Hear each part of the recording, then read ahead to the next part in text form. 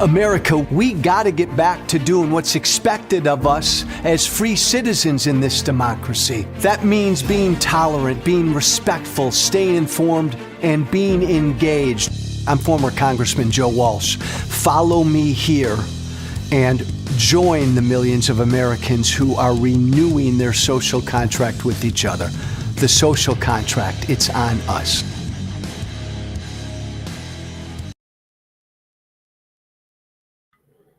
Hey, Hump Day, Wednesday. Hope everybody is doing well. Let me begin with a confession. I mean it. Let me bare my soul. Let me be really straight and honest with you. Let me confess something. We don't do enough of this in politics. We don't do enough of this in public life. We don't do enough of this with the people we know and love. Let me confess something. And this won't surprise probably everybody listening to me. I have a real difficult time covering and talking about Donald Trump. No great news flash there.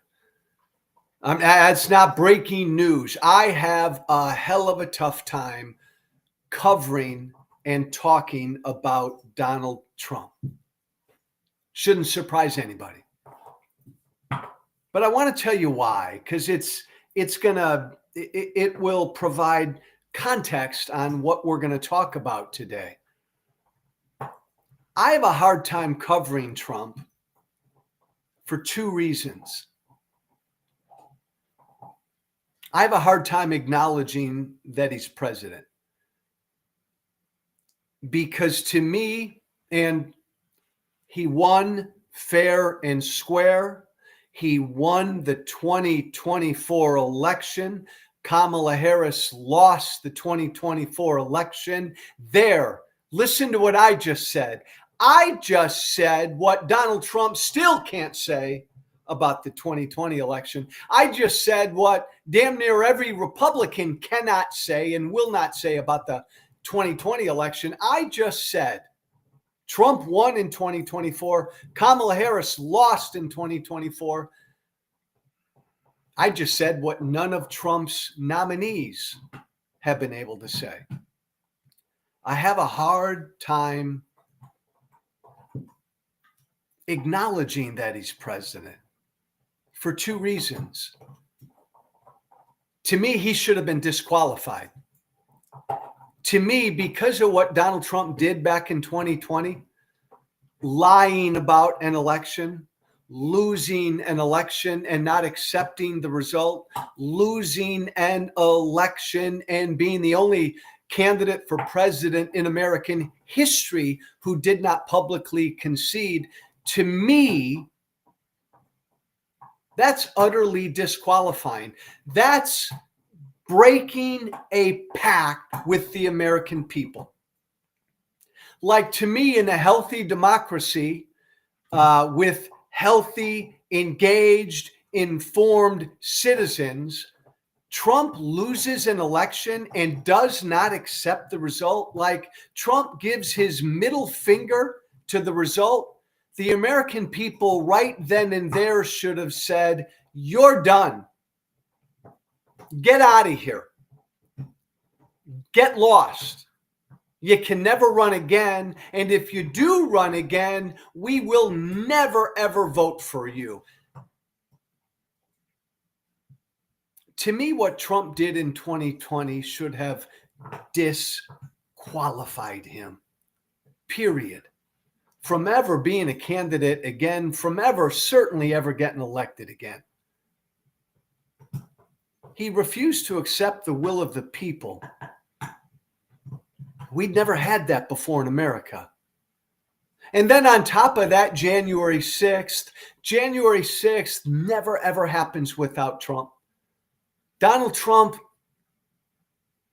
committed crimes trying to overthrow an American election. Donald Trump incited a violent attempt to overthrow an American election. All of that should have made Donald Trump a pariah in this country. It didn't. It should have. It didn't. but it does with me. And so because Trump did all of that, as I talk about Trump now as president again, the man who tried to overthrow an election is president again. I'm just describing my struggle. I have a real hard time accepting him as president because of what he did. He shouldn't be president. And then on top of that, it's just the person Trump is. And by the way, if you hear any noise in the background, that's my black lab, Mabel, gnawing on a bone. It's the person Trump is. He lies every time he opens his mouth. He believes he's above the law. He's humanly incapable of putting any interest before his own. He's humanly incapable of putting the country's interest. He's cruel. He's divisive. He's everything that you don't want to be. He's everything we don't raise our children to be. You'd never do business with him. You'd never work for him. He's an utterly horrible human being, and we elected him. I struggle with that. He shouldn't be president. And there's a part of me that, I don't know what I do. There's a part of me that says, no, he shouldn't be president. I'm going to get lost for 4 years. I'm not going to talk about him.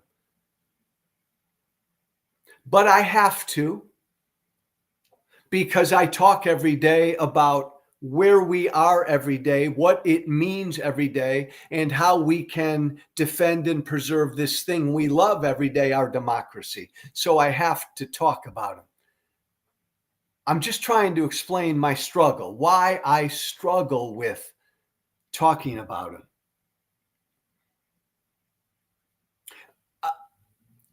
And again, final piece here.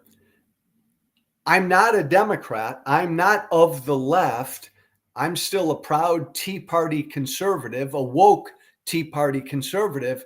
So even with all of that, with what I just told you, with what I laid out there, my struggle covering Trump, acknowledging that he's president, having said all of that, he's going to do things that I agree with. He's going to do things I agree with, as he did in his first term. There will be a certain policies that he enacts that I agree with, just like there were certain policies Joe Biden enacted that I agreed with. And I have to talk about those, even though I don't want to talk about him. We all go through our struggles as we pay attention to what's going on in the country right now. I'm just out loud describing my struggles. Take this issue of Israel. Trump yesterday, don't put it up yet, Keith. Trump yesterday said in a press conference with Benjamin Netanyahu, Trump said America should take over and own Gaza. Just threw it out there. Reminder, every day he says and does 1,000 different pieces of dog shit and throws them up against the wall. Much of what he does, if Trump has a strategy, it's to distract and to confuse and to wear people down, which is why Trump throws 1,000 pieces of dog shit against the wall every single day. So Trump throws this piece of dog shit against the wall. America should take over Gaza, own Gaza, so that you won't pay attention to how hideous his latest nominees are that are going to be voted on this week. Tulsi Gabbard, a Russian asset, and RFK Jr., an absolute whack job, who, if he's approved, will literally lead to the deaths of plenty of Americans. So to distract from to get your attention off of RFK Jr. and Tulsi Gabbard, Trump last night at a news conference last night says, let's America should own Gaza, and everybody goes bananas, goes crazy over that.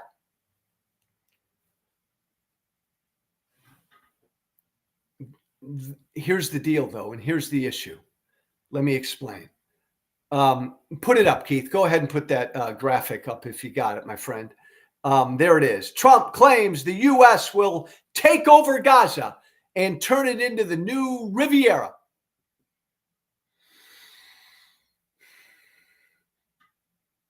He's the president of the United States, the most powerful person on the planet. Everything he says should be taken seriously. Don't laugh at him. That's Donald Trump right there saying that the United States of America should own Gaza. Gaza, by the way, is not a sovereign piece of land. It is, according to international law, it's considered occupied territory. But Trump's saying America should have it. America should own it. Before we get into that, why Trump said it and what it means, again, where I'm coming from. You know this. I am off the charts pro-Israel. I have never supported what's known of as the two-state solution. I wrote a piece 12 years ago, way before Trump, where I said the two-state solution is a pipe dream. Forget a two-state solution. It should all be Israel. Gaza should be Israel. Judea and Samaria, what's called the West Bank, that should be Israel. It should all be one state, an Israeli state, Jews and Arabs living in peace, living in prosperity. Forget this notion of a two-state solution, I believe, and I've said repeatedly for 12 years. A two-state solution is impossible in my mind because one of the sides doesn't want peace. The Palestinian people don't want peace. The Palestinian people support terrorism, and the Palestinian people do not believe Israel has a right to exist. So as long as that's the case, a two-state solution is impossible. Two neighbors living side by side, one of those neighbors, the Palestinians, believe the other neighbor, Israel, doesn't have a right to exist. You can't have two neighbors living side by side as long as that's the case. By the way, I said this morning, I forget where, hey, you want peace? You want peace in the Middle East? Man, there'd be peace in the Middle East tomorrow if the Palestinians wanted peace, if the Palestinians stopped engaging in terrorism, and if the Palestinians just acknowledged publicly that Israel has a right to exist. If the Palestinian people did those three things, there would be peace in the Middle East tomorrow. But that's not going to happen. But I digress, just so you know where I'm coming from. I don't believe in the two-state solution. I believe that little sliver of land, Israel, Gaza, the West Bank, should all be Israel. And by the way, one other factual point. Right now, the Arabs and Muslims who live in Israel are more free and more prosperous than Arabs and Muslims who live in any other Arab country in the region. But I digress. So that's where I'm coming from. So when Trump blurts out last night, oh, hell, America should just own Gaza. I know what he's doing, and I agree with part of what he's doing is Donald Trump is trying to put the final death blow to this pipe dream of the two-state solution. And I agree with that. There should be a final death blow to that impossibility. But then, like with everything else, Donald Trump takes it one bad, ugly, dangerous step too far. Donald Trump says, basically, America, we support ethnic cleansing. And we support, I guess, colonialism. We support America by force, just taking over any piece of land on the planet we want to take over. That's what Trump is advocating. Make Gaza America. And by the way, Netanyahu was standing right next to Trump. He didn't look none too pleased. He didn't look none too happy. Most of Israel doesn't want America to own Gaza. Certainly, almost all of the Arab world doesn't want America to own Gaza. Trump takes it to an ugly place. Trump says, let's just get rid of the Palestinian people. They can go, force them to go wherever. Let's make that America. Let's make that part of America. Trump doesn't give a damn about the Palestinian people. Trump doesn't give a damn about what's best for Israel. Because of what Trump said last night, the current ceasefire with Hamas could be jeopardized. American troops are more endangered. The lives of those Israeli hostages, the ones who are still alive, is now at much greater risk because Trump just fired something like that off. Trump's an idiot, a dangerous idiot. But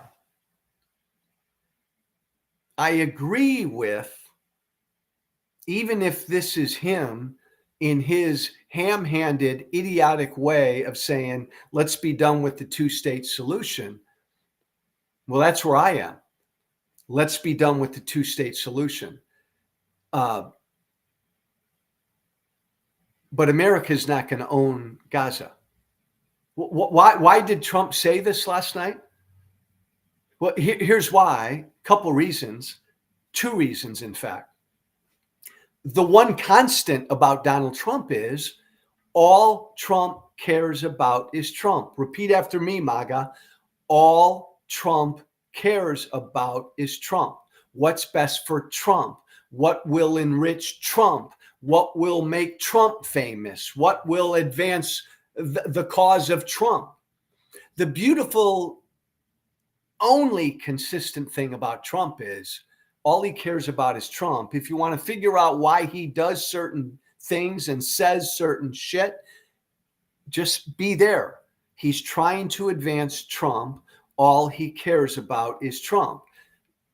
I have no doubt that Donald Trump would like to take over Gaza, make it the property of America, and turn it into some. It's a real estate deal for Trump. Trump wants to enrich himself off of building big fancy condominiums on the Mediterranean. That's why Trump's pushing this thing. He doesn't give a damn about Israel. He doesn't give a damn about the Palestinian people. He's figured out a way. And by the way, Jared Kushner helped him. Jared Kushner, he of the $2 billion that the Saudis gave him a month after he left the White House in 2017. Jared Kushner a year ago said this. Jared Kushner a year ago said, we should make the Gaza Strip another Riviera. We should build big, beautiful condos on the sea. We can make a lot of money off of them. Jared Kushner, Trump's son-in-law, said this. So it's all about Trump. But no, it's all about enriching Trump. But no, America's not going to own Gaza. America shouldn't own Gaza. And Maga, I get a kick out of you, Maga. I see the comments. I get a kick out of Maga. This whole thing, like we should own Gaza, and Maga cheers. Maga, another reminder that MAGA has no core beliefs. MAGA has no ideology, none, but devotion to Trump. I mean, that is all MAGA cares about, is devotion to Trump. Doesn't matter what Trump says, doesn't matter where Trump stands on an issue. MAGA really doesn't believe in issues. MAGA believes in Trump. And just look at the reaction last night. Remember when Trump ran for president both times? Remember what Trump said? MAGA, MAGA, MAGA. Trump said, I'm going to, forget the rest of the world. I'm going to get America out of the rest of the world. I'm going to extricate America. I'm going to untangle America from all of these alliances, from all of these wars. No more help in Ukraine. No more nation building. We're going to focus at home. We're going to focus on home. That isolationist, that nationalistic piece of Trump. That's what MAGA was, right? Forget the rest of the world. We're not nation building. We're not an empire. Let's take care of home. That's what Trump said before he got elected, and MAGA cheered. MAGA cheered. No more wars. No more nation building. MAGA cheered. No more NATO. No more nothing. No more money to Ukraine. And MAGA cheered. Look what Trump said in the last 2 weeks. Just the last 2 weeks. Let's invade and take over Greenland. Let's invade and take over Panama. Take back that Panama Canal. Let's make Canada the 51st state. And then last night, let's take over, let's invade and take over Gaza. And MAGA cheers. There's no MAGA ideology. The only MAGA ideology is Donald Trump, you are the greatest. Here's the second most important point, though, of why Trump did what he did last night. Let's take over Gaza. And this is the scary point, and this should concern us all. Donald Trump is a king. Donald Trump is an autocrat. Donald Trump is an authoritarian. Donald Trump's a dictator. Donald Trump believes he is untouchable. Donald Trump believes he can do whatever he wants. He wants to do whatever he wants. The law be damned. Democracy be damned. The sovereignty of other nations be damned. Trump is an autocrat. Please, it is the cult of Trump. Jason, I don't need to grab Kleenex. I'm not crying. I'm not crying. Not mad. Not sad. Not crying. To understand this, to understand why Trump said what he said last night about Gaza, you need to remember Donald Trump's very first reaction. What Trump said when he first found out that Putin invaded Ukraine. You remember that? Remember that? It's on record. The audio's there. When Donald Trump first found out that Putin invaded Ukraine 3 years ago, Donald Trump, the first thing Donald Trump said was genius. A genius move by Putin. Think about that. Vladimir Putin, a dictator, invades a sovereign nation. And Donald Trump calls it genius. A genius move. Because Trump loves the power that autocrats and dictators have. You want that piece of land? Grab it. You want that country? Grab it. You want those buildings? Grab it. You want those people? Grab them. And screw freedom, screw democracy, screw the whole notion of sovereignty. I'm all powerful. If I want something, I'm going to get it. That's who Trump is. It's why he worships Putin. It's why Trump worships the dictators and the bosses around the world, the autocrats around the world. This is what Trump wants to be. It's what he's always wanted to be. And the 2024 election just convinced him that he can be that. So Putin invaded Ukraine because he wanted it. Trump applauded. Trump wants to invade Greenland because he wants it. Trump wants to take over Gaza because nobody can stop him. I want it.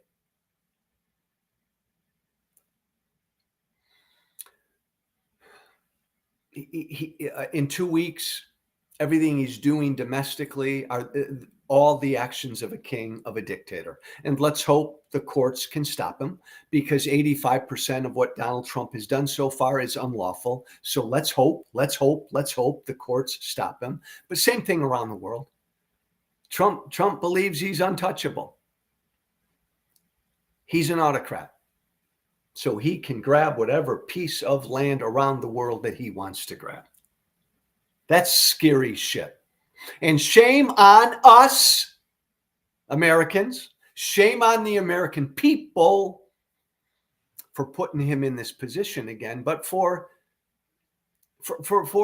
giving him the belief now that he can do whatever he wants. And I'll always want to believe, Maga, that you don't want to be ruled by someone who believes he can do whatever he wants to do. The law be damned, international law be damned, freedom, democracy, and sovereignty be damned. I hope you don't want an American president who believes that. And that's what we have right now. Hey, one other quick thing here. Keith, put it up right away, what that Texas congressman said yesterday. Brandon Gill, I think is his name. There it is. Thanks, Keith. Keep that up for a minute, Keith. Thank you. A Texas Republican congressman yesterday, a member of Congress, sent out this tweet. America would be a better place if Ilhan Omar were deported back to Somalia. Keep that up, Keith. That's a United States congressman saying that another United States congressman ought to be deported. Now, first off, why did Gill say this? Because Gill and Elon Musk and so many people are putting out misinformation about what Ilhan Omar said in this clip. Ilhan Omar is telling people, she's advising people, migrants and other people who are in this country legally, illegally, temporarily, whatever, that they still have basic rights. And she's reminding them of what their basic due process rights are. But Elon Musk and Trump and Maga is offended by all of that. Not important. So they've lied about it. Not important. Here's the important point. Keep it up, Keith. Thanks. One more for one more sec. This is a United States congressman, Brandon Gill, who disagrees with Ilhan Omar. And because he disagrees with Ilhan Omar, you can take it down, Keith. Because he disagrees with Ilhan Omar, he wants her deported. Man, this is where we are, right? Ilhan Omar is an American citizen. She's an American citizen. She's every bit as American as Brandon Gill. There's a test. You believe that? She is every bit as American as Brandon Gill. He's calling for an American citizen to be deported because he doesn't like what she said. He's calling for an American citizen to be deported, to be thrown out of this country because he disagrees with what she said. She's also a United States Congresswoman. Damn it. Every one of us, no matter where you are politically, should be angry at and oppose what Brandon Gill just said, even if you agree with where Republican Brandon Gill is politically. We shouldn't be at a place where the people we disagree with, we want deported. You know, if you believe, by the way, if you believe that the people you disagree with are your mortal enemy and you hate them, this is where it gets us. We can't be here. This is a bad, dangerous road to be on. There's no good outcome here. When you are on this road where you hate the people you disagree with, where you think the people you disagree with are your enemy, where you then want to do harm to the people you disagree with, like commit acts of violence or deport them, you stay on that road, America. America's done. By the way, what an ugly, ugly, ugly, divisive, cruel thing to say. And I responded to Brandon Gill and I said, Brandon, I used to do a little bit of that. I used to be a little bit like you. I used to put out cruel, divisive, hateful shit. I used to do shit like that. And then you know what, Brandon Gill, I grew the fuck up. I grew up because I realized putting out hateful, cruel, divisive shit like that wasn't helping and was further dividing this country I love. So I woke up, I grew up, I stopped it. And now I respectfully disagree with people. I can sit down with Ilhan Omar, who I completely disagree with on all things Middle East, on all things Israel, Gaza. But Ilhan Omar and I can sit down and have a respectful conversation about that issue of Gaza and Israel. And I can do that without demanding that Ilhan Omar be deported.